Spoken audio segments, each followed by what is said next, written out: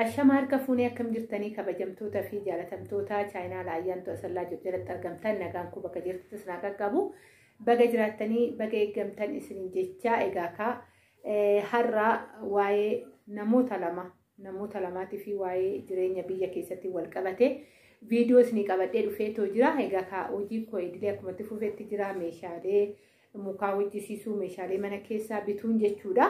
Inni akkuma jirutti ta'ee obboleewwan kun itti dhimmamanii gaafii na gaafantu jira. Gaafiin kun immoo namoota kamiyyuu mudannoo ni jira.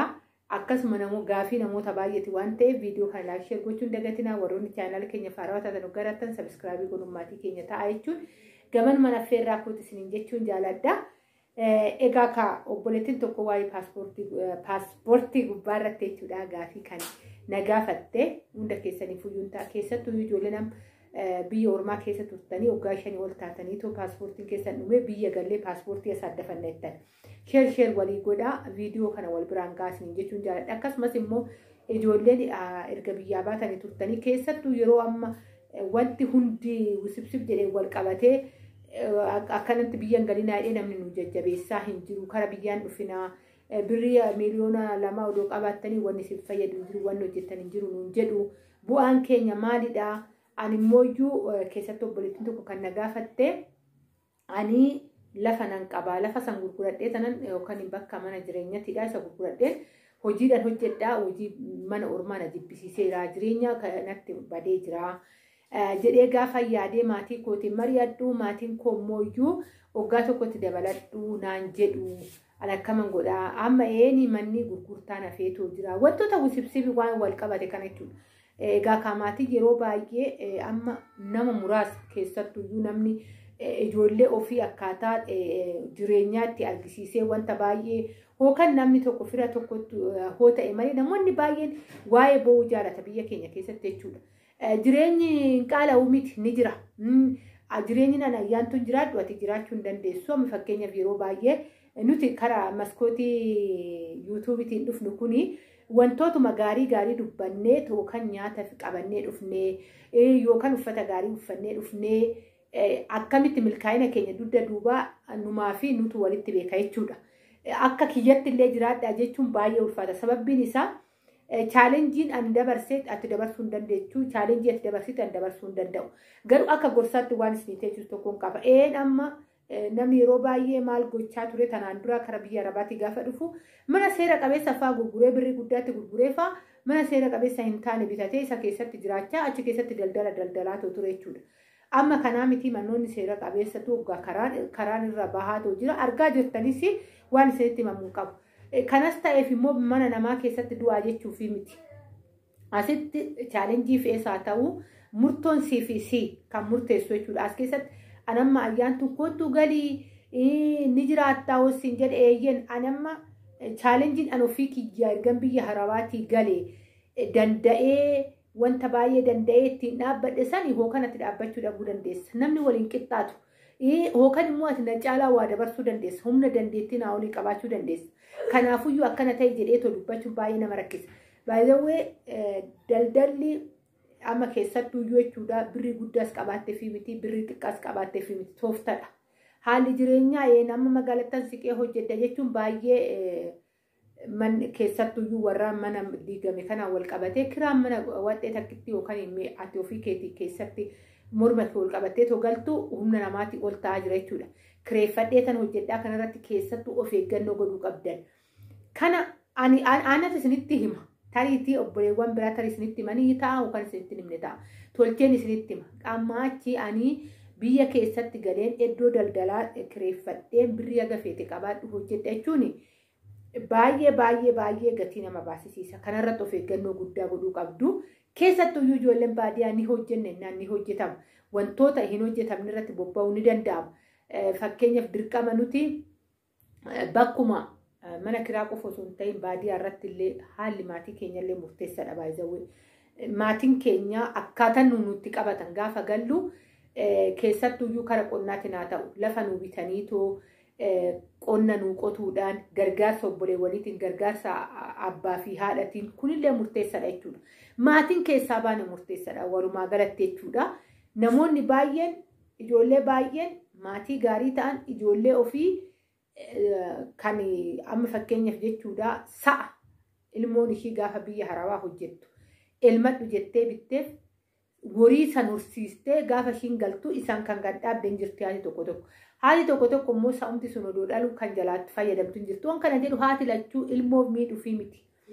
Akkaatatu murteessaadha. Akkaataan haati sun itti ilmoo sanii boru maal taati jettee ilaaltuu fi tokko tokko immoo iyyuu warroonni baadiyyaa keessattuu ijoolleen biyya ormaa jiru hammeenya osoo hin taane qarshiin guddaa waanuma isaan irraa hafee akkuma nuti qoshashaa mana isaaniitti baasnu san qarshiillee mana isaaniitti bahutti fakkaatutu jira. Ni qabdii tuni horii haga tanaa maal irraa gooti kan jedhamu tokko illee jira jechuudha. Namni waliin qixxaatu. Kanaafuyyuu akkaataan namni si gorseefis miti tokko fayyaa dhabuun isin jirti gaafa ati hoggaa lama taa'e jedhee namni waa baay'ee sitti haasa'u miidhamnis ni jira. Kana murtoo kan murteeffatu siidha. Ana fakkeenyaaf gaafan biyya galuu namni tokko galii haalli mijatee akka argaa jirtan jechuudha. Manumaa odoo hin sirreeffatin hin gali. Sababbiin isaa wanti baay'een gaa'ela kee keessatti illee walitti si buusuu danda'u gaafa zim jettee atuuf dagattee wanta ta'e namoonni baay'een gaa'elillee kan diigamee odoo hookan qabeenyatti nafne hookan abbaa manaatti nafne hookan walitti qabamtanii ijoollee keessan hin guddifamne uumame balaa birriti yeroo baay'ee jechuudha kan uumamu. San of eeggannoo gootee waan akkasii hoomana kee rabbi si gargaare itti jiraachuu hin dandeessa. Kan kanarraa hafe hojii kan murteeffateetu hojjetu siifisi. Hoo abbaa manaa qabaatte abbaa manaa kee wajjin teessee qilleensarraan osoo hin ta'e yeroo baay'ee qilleensarraan haasofni qilleensarraan kan gaafa bira geessuu fi qilleensarraan haasoftu garaagarummaa qaba jechuudha. Kanarratti illee of eeggannoo godhuu qabdanii abbaa manaa kee haa ta'u, haadha kee haa ta'u, abbaa kee haa ta'u, obboleessa kee haa ta'u haalli maatii keessaa baanee murteessaadha jechuudha. Nu gargaaru irratti, nu hubachuu irratti. Kana obboleettiin kun ofitti illee murteessuun qabdu ani ji'a tokko taa'uu hin danda'u waggaa tokko dabaladhu naan jedha maatiin koo murtoo kan murteessu rakkina san maatiin kee sifaanatti badee hin rakkatu. Argattus dhabdus milkaa'inni keetti xinikkaaree keessa keetii hookan abjuu keessa keetii murteessadha. Fakkeenyaaf abjuu kee namni si hoogganuu hin danda'u gonkumaa. Tarii namni odoo kana hojjette jedhee yaada si dhiyeessuu danda'a. Abjuu keessan garuu homaa si hoogganuu hin danda'u. Abjuu keessa keetii san namni si beekuu hin danda'u. Kana beekuu qabdan yeroo baay'ee nuti kan ittiin milkoomnu abjuu keessa keenyatiin mul'ata keenya keessa keenya jiruun kanarratti hundaa'ii ati birrii guddaas qabaadhu xiqqaas qabaadhu keessattuu amma yeroo kana keessa si jalaa isaa badu si jalaa isaa tolu daldala katamaatirra kara baadiyyaatitti deemanii maaliif isaa uffata magaalaa guddoorraa kara xiqqaatitti illee fidanii maan gurguru sawwayya. Wannan isin himu kanaadha malee mana juusii amma ijoollee yeroo baay'ee mana nyaataa bannanneeti mana juusii bannanneeti akkas goona jennee ta'edhaan ijoolleen baay'ee naasofsiisanii jira. Inni sun warroonni tanaan dura itti nyaate itti milkaa'ee darbee jira. Fayyadamaan akkasitti jira yeroo kana keessa amma wanni hunduu guddiidha. Fayyadamaan ishii xiqqishuu namni mana ofiitti galee laatteen fe'ee amma mana ofiitti galee distii ofiitti bilcheeffatee nyaata waan qabu. Amma namni baay'ee of eeggannoo godheera sababbiin isaa buru waan hin ta'u beeku waan jedhuufuyyuu qarshii qabannaa irratti deema waan ta'eef jechuudha. Kana kanumarrattan goolabaa hin sodaanna keessa seenaa baay'ee isiniin jechuufani itti aansuudhaan immoo iyyuu waa'ee paaspoortiin biyya keessaa oonlaayiniitti deebi'ee jira odoo obboleettiin kun achumatti oonlaayinii irranii sirreeffattee baay'ee tokko gaariidha. Biyya keessa teessee tokko gaafa galtuu ati hojiin hojjettuu teessee paaspoortii san eegdaa waggaa tokko taa'uu danda'a waggaa tokko walakkaa taa'uu danda'a.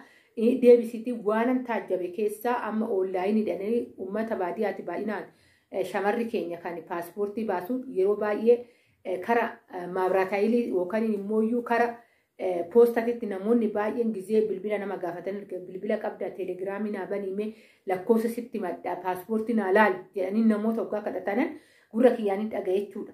Rakkinni kun kisuun jira baadiyyaadhaa isuma laalchifachuudha gatii baasanii tiraanspoortii baasanii nama lama ta'anii kaanii dhufanii kana faa laallatu jechuudha. Kanaafuyyuu achitti hojii kee hojjechaa baajata kee argachaa sammuu keetillee eeggachaa oduu achitti paaspoortii oonlaayinii irra wanti hunduu oonlaayinii ta'ee jira.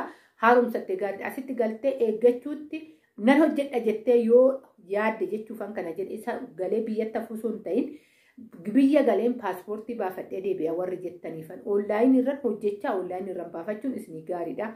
Naffi xaddee ji'a shaniin booda kara biyyaa galuu hin danda'ama obboleettii jettee fi adda naan baafne galuu garuu barbaadde ta'ee galtee asii baafattee achi deebi'uu dandeessa ta'ee waan ati yaadde hin beeku garuu paaspoortii dhumirratti galuun hoo hin danda'amaa jettee jirta. Yeroo baay'ee paaspoortiin beekamaadha kun.